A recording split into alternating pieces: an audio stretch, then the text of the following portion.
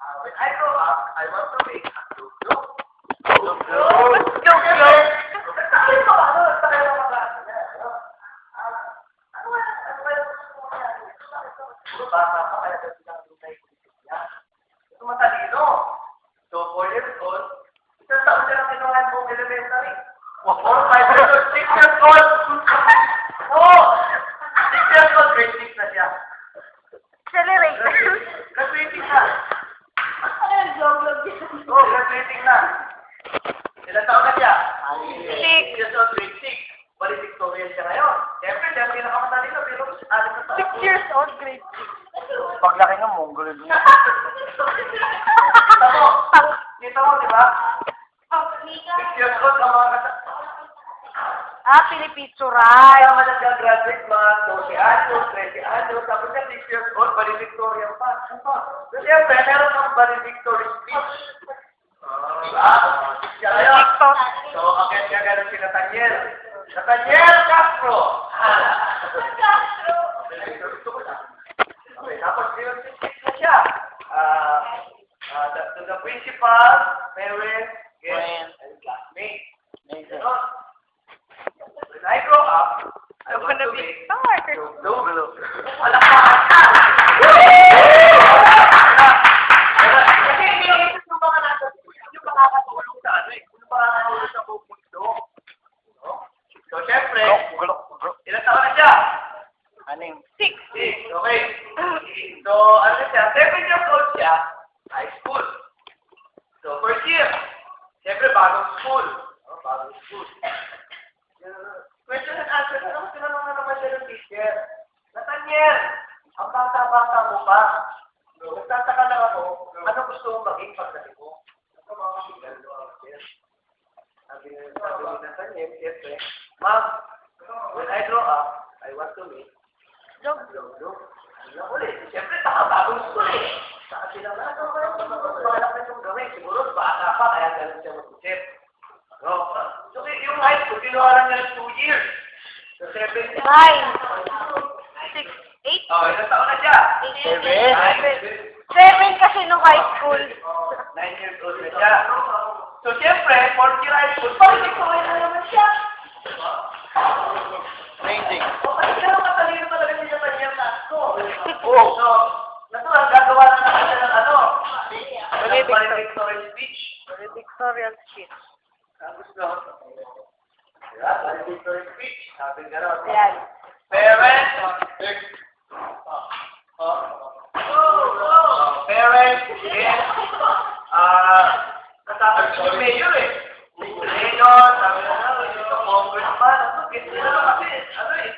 Intrigalist pati yung gobyerno sa kanya. Mayor. Pati si congressman. When I grow up, I want to make siyempre, parang naway makatulong yan sa ano, sa ikahulan sa bayan. Pagpapanggalan nila ng tasko, doon sa state, kinakbayang agad po ng tasko. Kami ng bahala sa kaso.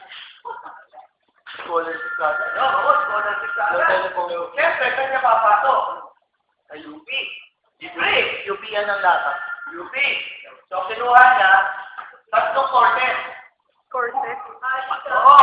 Of course. Chemical engineering, CS Math, tsaka atomic engineering.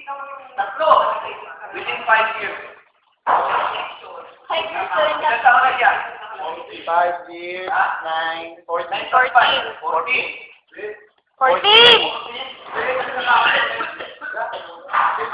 Okay. Si 14 years old na siya. Tapos na yung college. Kaso lang, sabi na, parang masyado pa akong bata. Para gawin niya yung pangarap ko. So, ginawa niya, nag-master siya. 3 ulit. Course. 3 courses ulit. Atomic engineering, BS Math, tsaka chemical engineering. So, may master na siya. Ginawa niya lang yun, 2 years. Ilang taon na siya? 16. Pagka-graduate niya ngayon, summa cum laude, magna cum laude, lahat na ng laude. Pwede po. Oo. Ito yun. Lahat ng labi nakuha niya. Pinagsabay niya kasi, graduate ko na siya pagkatapos ng master. So, isang fix na lang. Diba, biro mo yung lahat ng labi niya nung college, tsaka lahat ng labi niya nung master. Cloud 9 ba yun?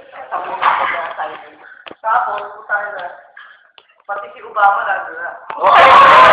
The President of the United States po, Mr. Barack Obama, Benigno Simeon Aquino III, Governor, Congressman, Mayor, Konsihal, Ito na president natin. Kag-awas, Benigno nga eh.